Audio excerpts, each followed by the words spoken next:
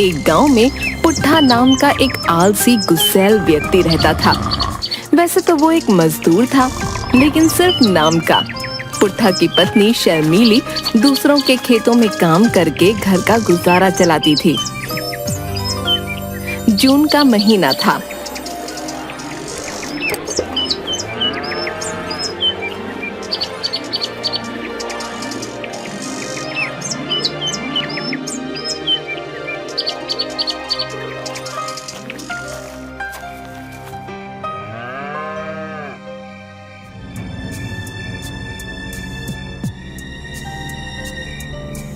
उस रात गर्मी से बेहाल शर्मीली ने घर में कदम रखा ही था कि तभी पुट्ठा शर्मीली से गुस्से में बोला, देखो शर्मीली, अगर गर्मी है तो इसका मतलब ये नहीं कि तुम जब मर्जी चाहोगी तुम घर में आ जाओगी। पुट्ठा की बात सुनकर शर्मीली का गुस्सा 7वें आसमान पर पहुंच गया। एक तो मेरा गर्मी के मारे बुरा हाल है, ऊपर से तुम काम धंधा कुछ करते नहीं हो। अगर इतनी गर्मी में पत्नी काम कर रही है तो उल्टा रौब झाड़ रहे हो। रोब नहीं झाड़ रहा शर्मीली, टाइम देखो, रात के 8 बज रहे हैं। ये कोई वक्त है घर आने का? पड़ोस की निर्मला ताई के घर पर थी, वहाँ कूलर की हवा खा रही थी, इसलिए आने में देर हो गई। तो फिर क्यों आ गई? कंबल ओढ़कर निर्मला ताई के घर पर ही सो जाती। देखो जी, मेरा दिमाग खराब मत करो। इसमें दिमाग खराब करने वाली बात क्या है? आजकल का माहौल देखा है कितना खराब है। निर्मला ताई का पति पूरे गांव में छिछोरेपन के लिए मशहूर है। तुम्हारी चिंता होती है मुझे। हाय हाय, अरे चिंता मैन, बड़ी चिंता करने वाले बने करते हो। इतनी ही अगर चिंता है तो कोई काम धंधा क्यों नहीं ढूंढ लेते? पत्नी काम करके पड़ोस में कूलर की हवा खा ले तो तुम्हें चिंता होती है। हर बात का उल्टा मत लिया करो शर्मीली। तुम अच्छी तरह से जानती हो कि गर्मियों में मुझसे भी काम नहीं होता, क्योंकि मुझे बहुत गर्मी लगती है। आप तो अपनी बात मत ही करो जी, आपको तो सर्दियों में बहुत सर्दी लगती है, गर्मियों में आपको बहुत ज्यादा गर्मी लगती है, बरसात में तो ज्यादातर काम बंद ही रहते हैं। बस आपको तो पूरे साल निठल्ले बनकर घूमना है, पत्नी पर हुक्म चलाना है। तुम्हें पता है, मैं 3 घंटे से तुम्हारा इंतजार कर रहा हूँ। मुझे कितनी जोरों से भूख लगी है। तो ये बोलिए ना कि आपको भूख लगी है, इसलिए आपको पत्नी की चिंता हो रही थी। इतना कहकर शर्मीली ने टिफिन पुट्ठा की ओर बढ़ा दिया। ये लीजिए, आज मुझे सिर्फ दाल मिली है, यही खाकर गुजारा कर लीजिए। क्या दाल? लेकिन तुम तो कह रही थी कि बिरजू जमींदार के यहाँ पर आज दावत है, चिकन बना होगा। हाँ बोल रही थी, लेकिन उनके यहाँ मेहमान ज्यादा हो गए तो चिकन खत्म हो गया। हे भगवान, कैसे जानवर हैं, सारा का सारा चिकन खा गए। हाँ खा गए। और सुनिए, कल से आप खुद काम करोगे, मैं कल कहीं काम पर नहीं जाने वाली। अचानक ये कैसी बहकी बहकी बातें करने लगी तुम? देखो जी, आज खेतों में गर्मी की वजह से मेरी हालत खराब हो गई। एक तो हमारे घर में ना पंखा है ना कोई कूलर। पड़ोस की निर्मला ताई के यहाँ कितना बड़ा कूलर लगा है, तुम्हें पता है। लेकिन मेरी तो किस्मत ही फूटी है, मुझे एक निकम्मा पति मिला जो मुझे कूलर तो क्या एक पंखा तक लाकर नहीं दे सकता। पुट्ठा गुस्सैल स्वभाव का था। शर्मीली के कहने पर उसे काफी गुस्सा आ गया। तुम जरा सा काम क्या करके आती हो, मुझे जलील करने का कोई भी मौका नहीं छोड़ती है? जी, आपने बिल्कुल सही कहा। मैं खुलकर बोल रही हूँ कि मैं आपको इस वक्त जलील कर रही हूँ। जाइए, जाकर कुछ काम कीजिए। नहीं तो इस बार की गर्मी में तुम और कर लो। बिल्कुल नहीं जी, मुझे 1 हफ्ते के अंदर अंदर अपने घर में कूलर चाहिए। बगैर कूलर के मैं कोई काम नहीं करूँगी, यहाँ तक कि घर का भी कोई काम नहीं करूँगी। और अगर तुमने मेरी बात नहीं मानी ना, तो इस बार मैं अपने मायके जाकर तुम्हारे आलसपने की करतूत अपने भाइयों को बता दूंगी। फिर याद रखना, पिछली बार जो मेरे भाइयों ने तुम्हारी जो ठुकाई की थी ना, उसका दर्द तुम्हें आज भी होता है। शर्मीली की बात सुनकर पुट्ठा चुप हो गया, क्योंकि शर्मीली के भाइयों ने आलस की वजह से ही उसको बुरी तरह से पीटा था।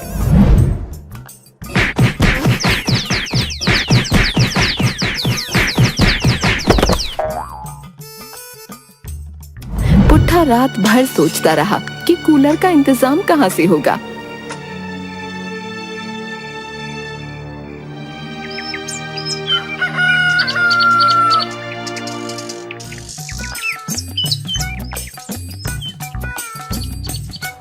पुट्ठा दूसरे दिन घर से बाहर निकला ही था कि ठेले पर शिकंजी बेच रहा मजाकिया मंगत लाल उसकी ओर देखकर बोला, अरे क्या हुआ पुट्ठा भैया, इतनी गर्मी में कैसे निकल आए?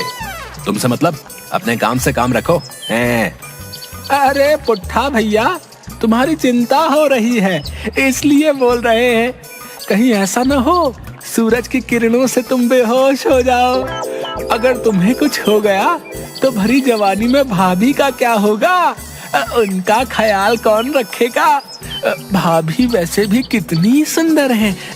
गांव वाले भाभी को छेड़ छेड़ कर उनका बुरा हाल कर देंगे। हाँ। पुट्ठा पत्नी की बात को लेकर वैसे ही बहुत परेशान था। मंगतलाल के मजाक ने उसका पारा हाई कर दिया। पुट्ठा ने एक जोरदार चांटा मंगतलाल के गाल पर जड़ दिया। एक तो वैसे ही मेरा दिमाग खराब हुआ पड़ा है, ऊपर से तेरा मजाक खत्म होने का नाम ही नहीं ले रहा है। कम से कम देख तो लिया कर सामने वाले का मूड कैसा है। तभी वहाँ पर गांव का मुखिया आ गया। अरे क्या हो गया पुट्ठा, क्यों बेचारे मंगतलाल को मार रहा है? देखिए ना मुखिया जी, मैंने थोड़ा सा मजाक क्या किया, पुट्ठा भाई ने तो मेरे गाल पर चांटा ही जड़ दिया। पुट्ठा ये सब क्या है? मंगतलाल भी हमारे ही गांव का है। तुम्हें किसी को इस तरह से चांटा मारने का कोई अधिकार नहीं। मुखिया जी, एक तो वैसे ही मैं परेशान था, ऊपर से ये मुझ पर मजाक किए जा रहा है। अबे अगर कोई तुझसे मजाक करेगा तो तू उसको थप्पड़ मार देगा क्या? हैं? अभी मैं तुझसे अगर मजाक करूं तो क्या तू मेरे भी थप्पड़ मारेगा? आपको कैसे थप्पड़ मार सकता हूं? तो तू आदमी देखकर सबको मारता है। मुखिया जी, आप तो जानते हैं मुझे गर्मी बर्दाश्त नहीं होती। ऊपर से मेरी पत्नी ने 1 हफ्ते का मुझे अल्टीमेटम दिया है। उसने बोला है कि अगर 1 हफ्ते के अंदर अंदर मैंने उसे कूलर खरीद के नहीं दिया तो वो कोई काम नहीं करेगी, और ऊपर से अपने भाइयों से मुझे पिटवाएगी, सो अलग। पुट्ठा की बात सुनकर मुखिया मूंछ पर ताव देता हुआ हंसता हुआ बोला। तो ये बात है, और तू ये सोच सोच कर चिंता कर रहा होगा कि तेरी औकात तो पंखा खरीदने की भी नहीं है, तो तू कूलर कहाँ से ला कर देगा? क्योंकि मेहनत मजदूरी तो तुझसे होती नहीं है। ऐसी बात नहीं है मुखिया जी, इस साल गर्मी ज्यादा पड़ रही, नहीं तो। हाँ पता है, गर्मी में तुझसे काम नहीं होता, और सर्दी में तुझे सर्दी बहुत लगती है, और बरसात में ज्यादातर काम बंद ही रहते हैं। अरे तेरी ये नौटंकी बहुत ज्यादा पुरानी हो गई। वैसे तेरी पत्नी ने कुछ गलत नहीं कहा।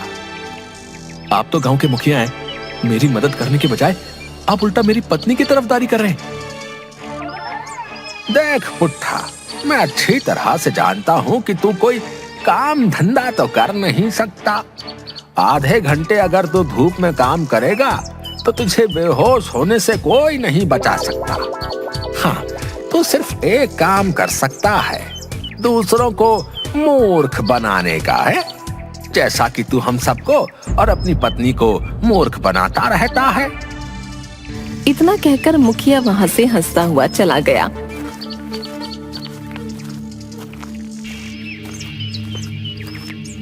पुट्ठा एक पेड़ के नीचे बैठकर गहरी सोच में डूब गया कि तभी उसके कानों में एक आवाज टकराई। भगवान के नाम पे कुछ दे दे। पुट्ठा ने देखा तो उसके सामने एक भिखारी खड़ा हुआ था। अरे जा यहाँ से, वैसे भी मेरा बहुत ज्यादा दिमाग खराब है। अरे 1 रुपया ही तो मांग रहा हूँ। अरे बोला ना, जा यहाँ से। बहुत गुस्से में है, लगता है अपनी पत्नी की मार खाकर आ रहा है। अबे जाता है कि नहीं है? नहीं तो तू मार खाएगा। हाँ, लेकिन मार तो आज तेरी किस्मत में लिखी है। क्या बोला? भिखारी कहीं का है? बोल तो ऐसे रहा है जैसे कोई ज्योतिषी हो। मैं हाथ की लकीर देखकर भविष्य भी बता सकता हूँ। दिखा अपना हाथ, मैं बताता हूँ आज तेरी किस्मत में क्या है। पुट्ठा ने अपना हाथ भिखारी के आगे कर दिया। तेरे हाथ की रेखा बता रही है कि आज तू बहुत पिटने वाला है। पुट्ठा का पारा वैसे भी हाई था, उसकी बात से और ज्यादा हाई हो गया। लगता है तू बहुत ज्ञानी भिखारी है। हाँ, मैं बैठे बैठे ही हर किसी का भविष्य बता सकता हूँ। भिखारी ने ये कहा ही था कि पुट्ठा ने एक जोरदार चांटा भिखारी के गाल पर जड़ दिया। चांटा पड़ते ही भिखारी हड़बड़ा गया। ये क्या था भाई? इतना बड़ा ज्ञानी होकर भीख मांगता है। और तो और तू बैठे बैठे सारे लोगों का भविष्य बता सकता है। तो तूने आज अपना भविष्य नहीं देखा था कि आज तू ही पिटने वाला है, हैं? बोल। इतना बोलकर पुट्ठा उसे पीटने लगा।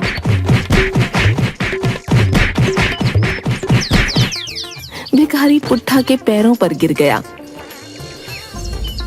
मुझे माफ कर दो भाई, वो क्या है ना, इस धंधे में बहुत कमाई है। अगर तुम भी इस धंधे में आ गए तो कुछ ही दिनों में अमीर हो जाओगे। हाँ। भिखारी की बात सुनकर पुट्ठा ने अपने हाथ रोक लिए और कुछ सोचकर कहा, क्या वाकई इस धंधे में बहुत कमाई है? हाँ। और अगर पकड़े गए तो? ऐसा कुछ नहीं होता, इंसान बहुत अंधविश्वासी होता है। भिखारी वहां से चला गया।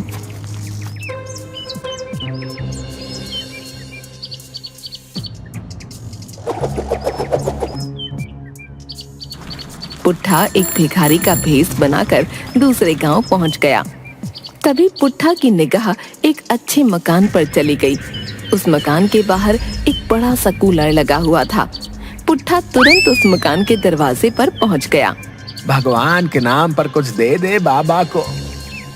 पुट्ठा की आवाज सुनकर उस मकान से एक स्त्री बाहर निकलकर आ गई।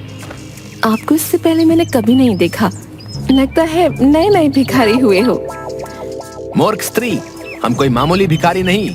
हमारा एक पैर गांव में रहता है तो दूसरा पैर हिमालय में। हम वर्षों की तपस्या करके हिमालय से लौटे हैं। हमारे पास हर समस्या का हल है। तो फिर आप तो बहुत ज्ञानी होंगे। हाँ, हमें वरदान मिला है कि हम हर किसी का हाथ देखकर उसका भविष्य बता सकते हैं। अरे तो आप बाहर क्यों खड़े हैं, अंदर आइए ना। पुट्ठा स्त्री के साथ अंदर की ओर बढ़ गया। तभी पुट्ठा की नजर उस स्त्री के कच्चे आंगन पर चली गई। उसने देखा कि एक 10 साल का बच्चा उस कच्चे आंगन की मिट्टी को एक लकड़ी से खोद रहा था। स्त्री पुट्ठा को घर के अंदर ले आई और अपना हाथ आगे करके बोली, मेरा हाथ देखकर भविष्य बताइए बाबा। पुट्ठा उस स्त्री के हाथ की लकीरों को देखने लगा, मगर सच तो ये था कि वो कुछ जानता नहीं था। तभी अचानक पुट्ठा का दिमाग आंगन में खेल रहे उस बच्चे पर दौड़ गया। तेरे आंगन में सोना गड़ा है कन्या, बहुत जल्द तुझे सोना मिलने वाला है। पुट्ठा ने ये कहा ही था कि तभी वो बच्चा भागता हुआ आ गया। उसके हाथ में एक पीली धातु की मूर्ति थी। उसने उस स्त्री से कहा, देखिए माँ, ये सोने की है, मुझे आंगन में मिट्टी में गड़ी हुई मिली। पुट्ठा ये देखकर बुरी तरह से हैरान हो गया। उस स्त्री ने मूर्ति को पकड़ लिया और बोली, अरे यह तो वाकई सोने की है। बाबा, आप तो बहुत ज्यादा ज्ञानी हैं। आपके पैर मेरे घर में कितने शुभ हैं। आपने पहले ही बता दिया कि मेरी किस्मत में धन लिखा है और ऊपर से तुरंत मिल भी गया। इतनी स्पीड से तो काम कभी नहीं हुआ। इतना कहकर वो स्त्री ठंडा शरबत पुट्ठा के लिए बना लाई, मगर पुट्ठा के दिमाग में कुछ और ही चल रहा था। हमने कहा ना कन्या कि हम बहुत पहुंचे हुए बाबा हैं। हम पानी शरबत कुछ नहीं लेंगे, हम थोड़े अलग टाइप के बाबा हैं। मैं कुछ समझी नहीं बाबा। हम जब भी किसी का हाथ देखकर कुछ बताते हैं तो हम उसके बदले उसके घर की एक वस्तु ले लेते हैं, और अगर कोई हमें उस वस्तु को देने से इनकार कर देता है तो वो पूरी तरह से तबाह और बर्बाद हो जाता है। पुट्ठा की बात सुनकर वो स्त्री बुरी तरह से डर गई।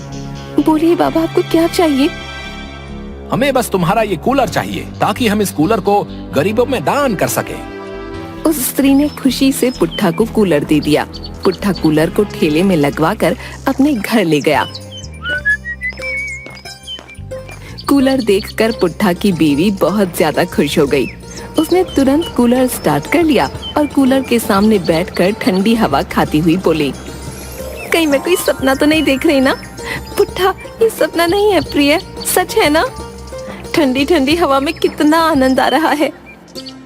देखती जाओ प्रिय, आज तो मैं कूलर लेके आया हूँ, कुछ दिनों बाद मैं एसी भी लगवा लूंगा। हाँ। पुट्ठा ने ये बात बोली ही थी कि तभी उसके घर में 3-4 दूसरे गांव के युवक घुस आए और साथ में गांव का मुखिया भी। उनमें वो भिखारी भी था।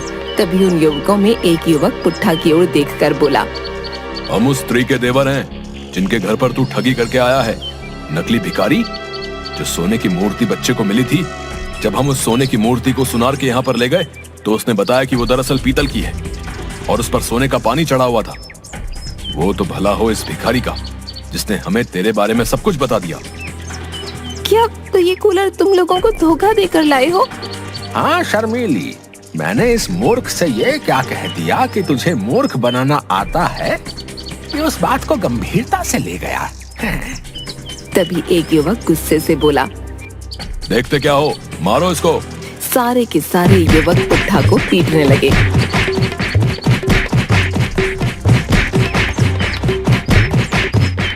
मुखिया ने पुट्ठा को बड़ी मुश्किल से बचाया। तभी एक युवक बोला, कूलर उठा लो। लेकिन गांव का मुखिया उस युवक से बोला, कूलर के पैसे मैं तुम्हें दे दूंगा, इस कूलर को अब यहीं रहने दो। आज वैसे भी पुट्ठा की मार बहुत ज्यादा लग गई है ना?